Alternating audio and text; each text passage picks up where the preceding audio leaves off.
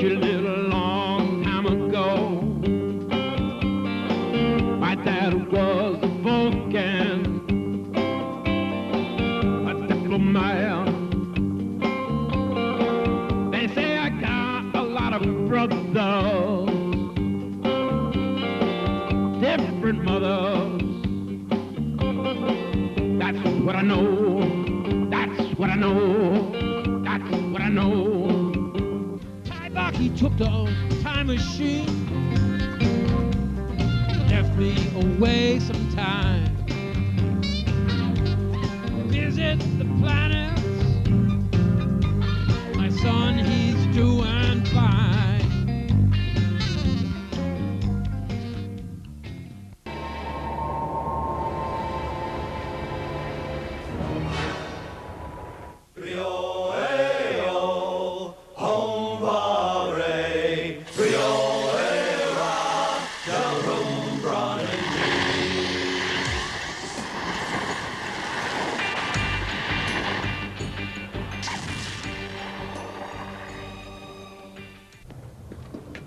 Lex, I command you to speed up. I command you to go as fast as you can away from that planet that we just came from, that we never want to go back to. Lex, can you hear me? Could you repeat that, please? I did not hear all of it. I command you to speed up. I command you to go as fast as you can. Did you hear that? Yes. So? Could you please repeat the command? I forget what you said. Lex, I command you to go at full speed. Lex, are you going at full speed? No, Captain, I am not. Why? Because I am very, very tired and do not have the energy to do so. Who's your favorite character in that whole, you know? I love Daffy Duck. I don't know why. He's just like he's a stupid outlaw. Is what he is, you know. Like the episode he dresses up as he sees as a big prize to become the best rooster, the best chicken, and puts on the rubber gloves and as it goes to the fair. You know, he wins first prize, and of course, what's his name, Henry Chickenhawk, whatever his name, comes and gets him, and there's a big fight inside. And you see is the outside of the door, a little hole in the door. The beak comes to the door and says, "Mother." Then there's more crashing and banging and banging and crashing. I distinctly said, "Mother." Actually, my favorite was always when it was Bugs and Daffy. Yeah, yeah. And the famous one I remember is when it's Elmer Fudd is hunting, and they're saying rabbit seed, duck seed. Oh, yeah. Yeah. And then his bill gets shot around to the back of his head. Yeah. Yeah, it happens a lot, poor old Daffy, yeah. My favorite of that whole thing, the frog. Oh, yes. Hello, my baby. I think that's just one of the greatest cartoons ever. And that's actually now the signature character or the logo for the WB network is that singing frog. Is it really? So it should be. It's a fantastic cartoon. Little moral tale, good cartoon, funny stuff, all in one. And no dialogue, except for the singing frog. I could almost be like a little bit of a moral tale, a lot of funny stuff in there too. An immoral tale, maybe. Don't try this in space. Don't try this in your own space, If you must ride a spaceship, I think what I noticed this year, more than any other year, is when the three of you are together, there is really, I think more than ever, I think there's really something special that I saw at the time you were all together. The give and take in the scene, Seb is one way, Kai is one way, and Stanley, of course, is Stanley. Yeah. And it's just, I really appreciated more the camaraderie this year, I think, than I've ever had. There were reasons. I mean, I agree with you. I mean, I think there was a greater sense of cohesion and unity. But the writers had a greater grace of time preparing the show, and Jeff Hirschfield came back in, and it was good, I think, for Jeff personally to be away from the show for a while because, the work was fairly intense when we shoot, and there was a great demand to come up with scripts, and these guys were writing. They were doing marathon sessions. I mean, they're writing like 18, 20 hours a day some days, and, every day, just because they had deadlines and they had to get done. And scripts would be submitted, go back for rewrites, resubmit it, back again for more rewrites, then there'd be the read-through, then there'd be more rewrites, you know.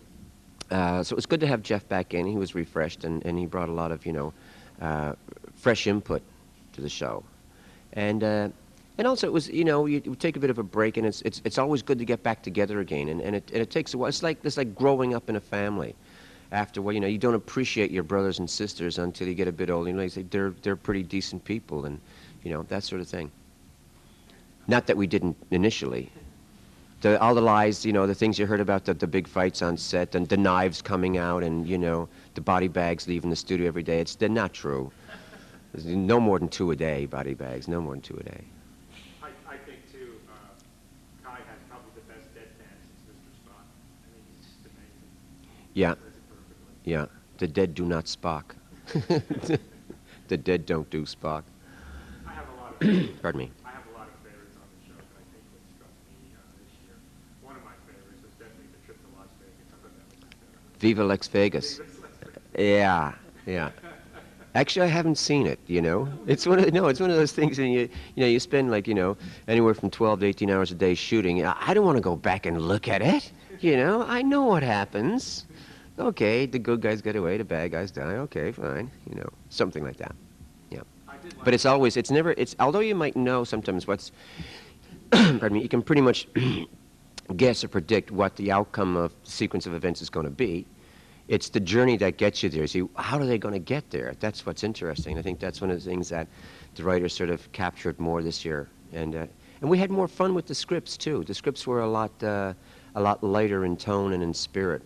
Although there was some definitely, you know, serious consequences for some of our actions. But, you know, the ideas, the concepts were just pushed a bit further. You know, from the ridiculous to the sublime, and somewhere in between. I did like Stanley's little moment with the 2 professional ladies. that was pretty funny. Oh yes, I remember. Yeah, the girls coming into the room. Yeah, I don't remember what happened with those. And using an ATF credit card, I thought it was pretty funny. Oh yeah, yeah. Yeah, the whole idea of the ATF being the most powerful organization on Earth, I think it's something that the ATF feels very strongly about. They like it. They really want. So really, can we do that? And the scenes with the president in the episode were hysterical too. Not presenting him in a totally good light, but I think that's the nature of Lex, the poke fun. Absolutely, to poke fun all the time, as much as you can, or to point out that there are ridiculous things in the world, and there are things that, you know, need to be taken down a notch, shall we say, you know, something like that. And I also particularly enjoyed the episode where you took the hallucinogens recently. Trip. You had a trip. Yeah. And you were all seeing things that weren't there. Mm-hmm. And Kai wasn't there, but that was a lot of fun. Mm-hmm. Yeah, yeah, yeah. Michael really needs to shave his legs, I tell you.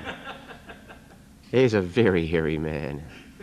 Under that and you know that sheet that was covering us in that scene where Zev walks in and she thinks she's seeing, we see that she's seeing Stan and Kai in bed having a raunchy good time.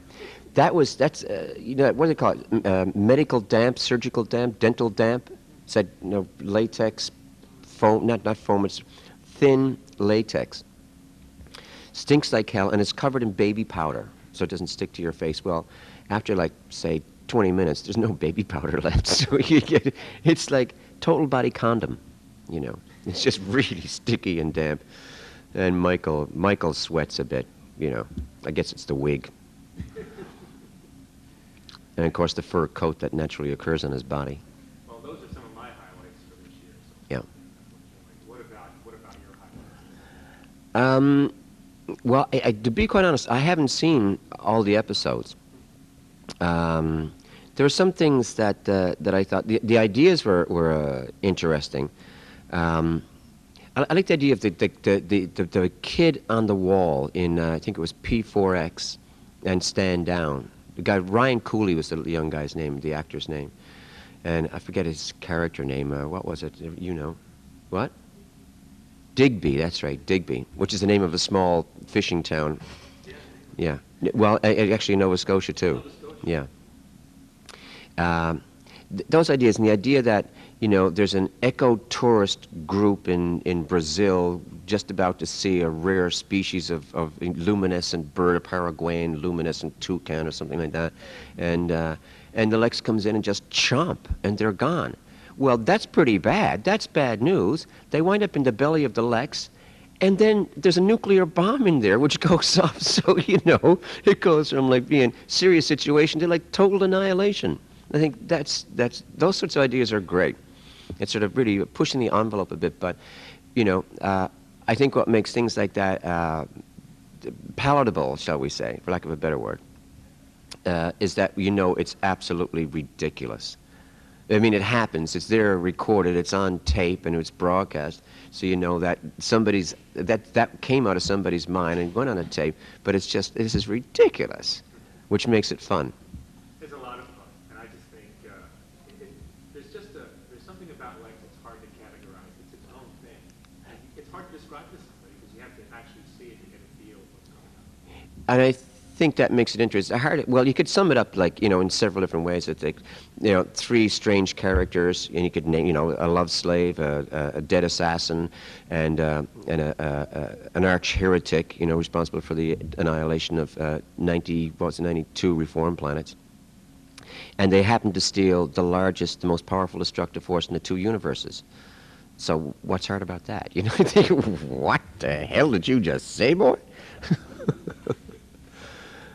What memories do you have the first time? I believe it started a series of films. First, yeah, four movie of the weeks, yeah, hour and a half. Like the first time you went on set, and everybody was there. I had kind of an advantage in a way, in as much as a year and a, no, actually it was about 2 years previous to that. Yeah, a little less than 2 years, but anyway, we won't haggle about, you know, a month or two. Paul asked me to come to Halifax and do a demo. What he said he wanted to do, the original intention was to do a feature and then do a spin-off TV series based on the feature. And instead of that, he put together a demo reel and invited me to come. So I played Stanley Tweedle, and we had the scene that we shot was the scene of the in the first 4 MOWs, a prisoner transport arriving. What was that? Did God just come in the room? His divine shadow? The Kai? Kai, are you out there, Kai? Is that you? Close the door gently, Kai. Yeah. Elvis has left the Lex. The scene of the prisoner transport arriving, Stanley won't let it in. The guy says, punish him, demote him, well, force as low as you can go. Well, then cut off an arm or two. That scene, that was the first scene we shot. And a year and a half later, we wound up shooting it. So I had, you know, some ideas about what it would possibly entail in terms of just how bizarre, in a sense, the show would be. I had, you know, some prior knowledge of that. And of course, we had, we rehearsed for about 2 weeks before we ever started to shoot anything. Had lots of discussions with Paul about, you know, the nature of the episodes, the nature of the characters, and we'd do scenes and redo them, you know, sometimes in Paul's living room. Yeah. That's a luxury to be able to do something. Well, we knew it was going to be a long haul. We were going to be shooting for 6 months, at least 6 months for that first 4 MOWs, and it was worth the time to do that. And because in the end it did save a lot of time when we got to set. We knew pretty much how to play certain scenes. We had a good grasp of the characters. And I was going to say that probably helped you, at least get the foundation for Stan. That's right. Yeah. I just spoke to Ellen Dubin recently. Oh, did you? God love her. And actually, she said she had spoken to you like the day before, it was a few weeks ago. Yeah. She was kind of like, I kind of compared her to like what John Delancey was in Star Trek, The Next Generation. She would always come in, and she was like one of these guest stars you always look forward to seeing. Mm-hmm. And I mean, the track of her, the arc of her character, it's just been, it's hard to talk about hard to describe. The whole idea about, it's sort of like the Dante's Inferno idea, like heaven and hell, and people you don't necessarily die Or if you do die, but, you know, you can wake up again. But you don't remember much about, you know, where it was you just were before. And you look exactly the same, but you're in a different situation. Like the Jiggerata character, and like the Schlemmy and Fifi, and what was the final character's name in Survivor? Pardon me? Farley. That's right, Farley. You know, essentially the same kind of character. You know, real slime ball. She just told me she had a great time being on the show.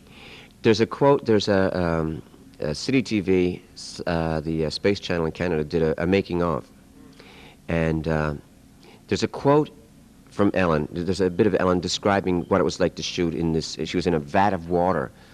And was shooting one episode in Germany, and the water kept getting hot and cold. It had real fire underneath this huge vat that she was in. And she said, you know, what she said was, you know, most people will tell you that less is more. On this show, more is not enough. I thought, well, that's pretty good, Ellen. Mind if I use that? That's Yeah, great. yeah. And she's been involved since the movies, too. So she's been really... She played, that's right, yeah, she's been there for the long haul. Albeit, you know, once or twice a year, but nevertheless. I thought to Apocalypse Now was just, to do Apocalypse Now was just, to spoof that was just hysterical. That was a lot of fun. We had a lot of fun doing it too, and it was an interesting way to. It was the end of our shoot.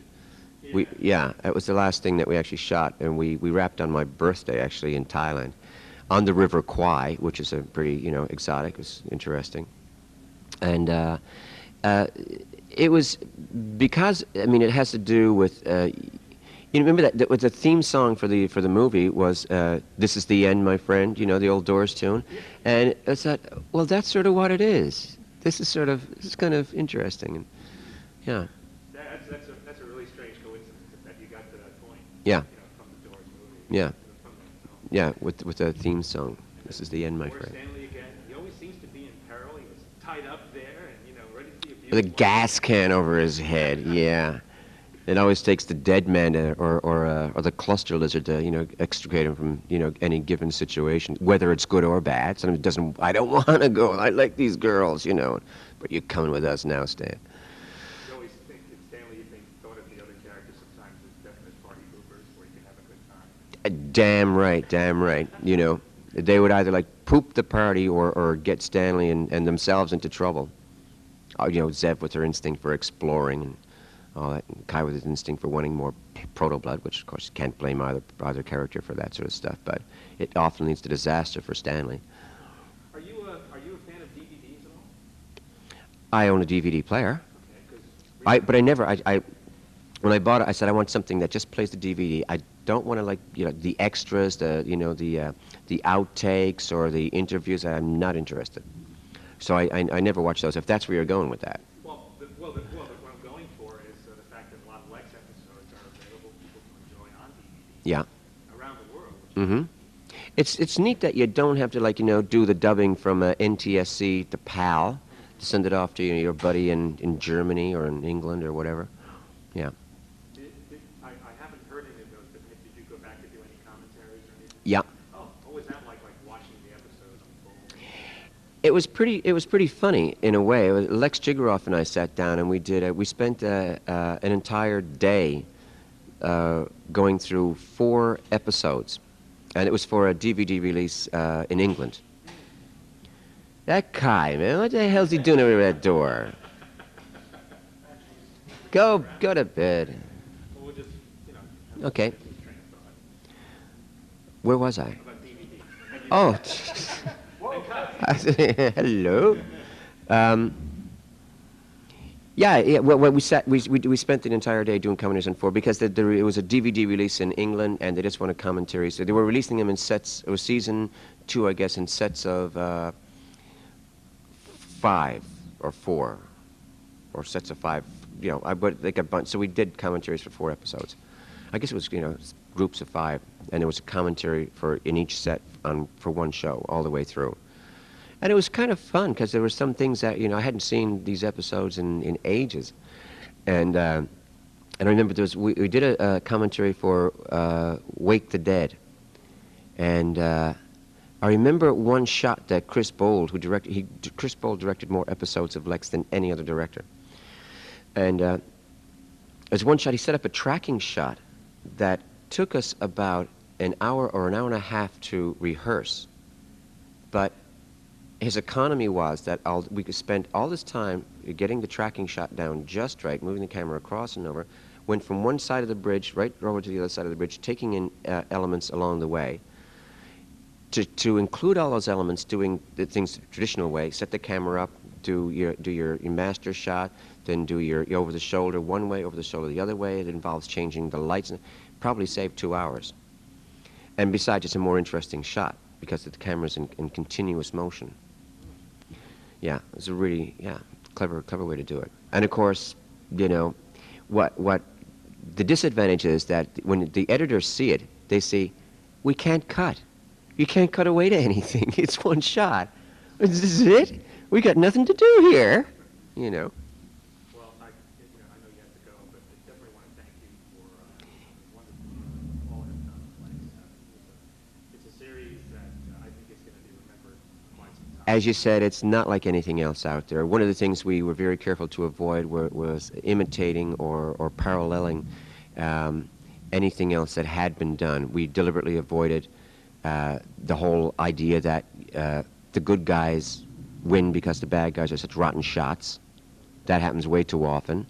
I can tell you one, just finish up, there's one element of the Bible that I've mentioned a couple of times before, and there's a Bible, sort of the rules of the show, rules of the series, that kind of thing.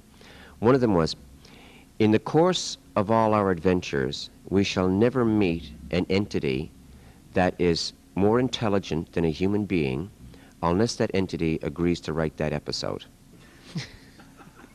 So, okay. This is Brian Downey. I play Stanley H. Tweedle on the Lex. The Lex is the most powerful destructive force in the two universes. I talk because it's one of the last good things on this stupid Type 13 planet. Ugh.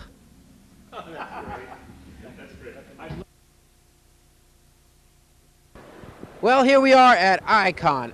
This is Sunday at Icon. It's spring. You think it's summer the other day. We had a thunderstorm. Upstate, they had an earthquake.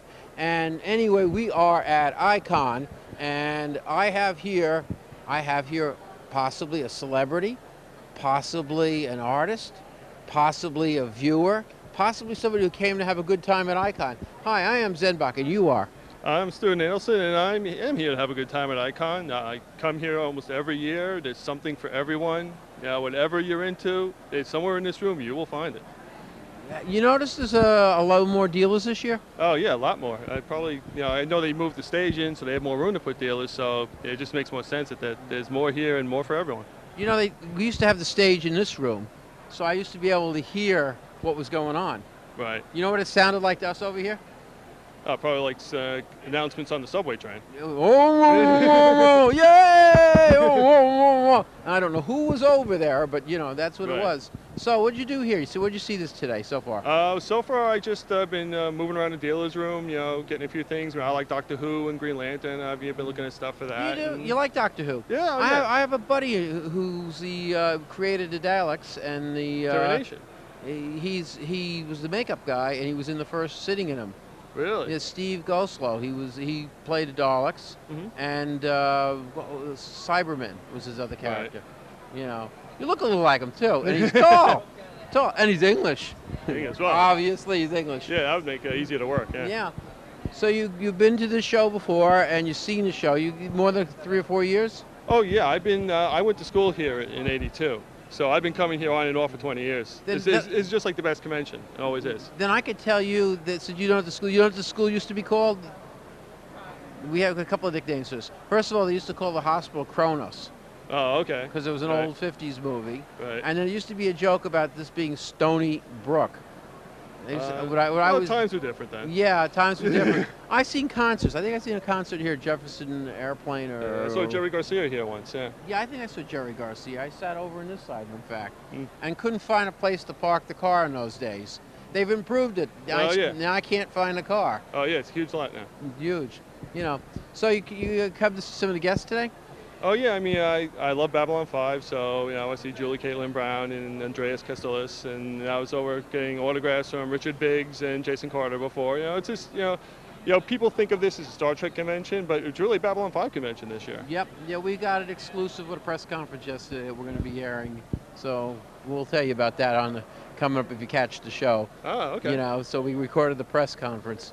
So a little insight on Babylon 5. Yeah, I'd like to see that Rangers show get done. Yeah, that would be good. Any rumors on that? No. Actually, I didn't do the conference. My son, Tybach, was actually doing the camera work on that. Right. Yeah, I put the kid to work. Yeah, kid's been doing this for the viewers out there since he's 7 years old. So now he's got to be old. He's 13. Yeah, so it's not bad for a kid to get to meet celebrities. Yeah. Yeah, he had a choice of that or doing gaming. Mm-hmm. You know, there's a gamers thing here, too. Right. Oh, yeah. That's not my thing, but I know a lot of people are very into it. That's not mine. My house is turning into Warhammer 40K. You know. Well, that's the thing. I have a collectible room at home there with all my comic book stuff and Doctor Who stuff and Star Trek stuff. It's almost full. You ever see a comic book convention? Oh, yeah. Yeah, there's one in the city, Big Apple I've done. Right. Mike Carabola, I believe his name is. He runs this Comic-Con in the Big Apple in a church. You know, yeah, I've never been to that one. Yeah, it's an interesting convention. Okay, I'm going to have to travel to the other side of campus. You want to ride? Sounds good. How we going? We're going to beam. Beam. The beam. All right. All right, the beamer comes from there, okay? So just look up. Here it comes. Tybach, beam us out. Peter Brook, who directed me in the theater for 15, 20 years, his one really good piece of advice to actors in the theater is never rehearse badly. If you're rehearse like it's a performance. Rehearse like it's the last time. Don't waste that time that you're rehearsing. So I sort of grew up that way, and I brought that to B5. If we were rehearsing, I did all-out rehearsals. I don't know how to not do it completely. So when you're doing scenes like that, torture, and Joe would write things, a scream from the depth of his soul. Well, I take all that seriously. What is the depth of my soul? I'm trying to do that for him, you know.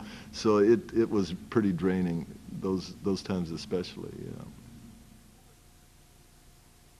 And he opened the doors to this room, and it was just rail after rail of Rohan warriors' uniforms.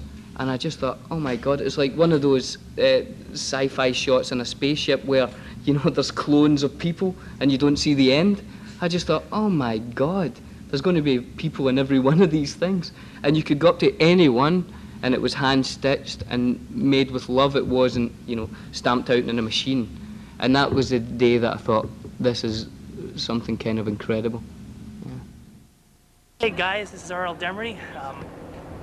This is Smith and Barber. What's up, dudes? Come on in. There's a good party going on. She's got some nice tauntaums, huh?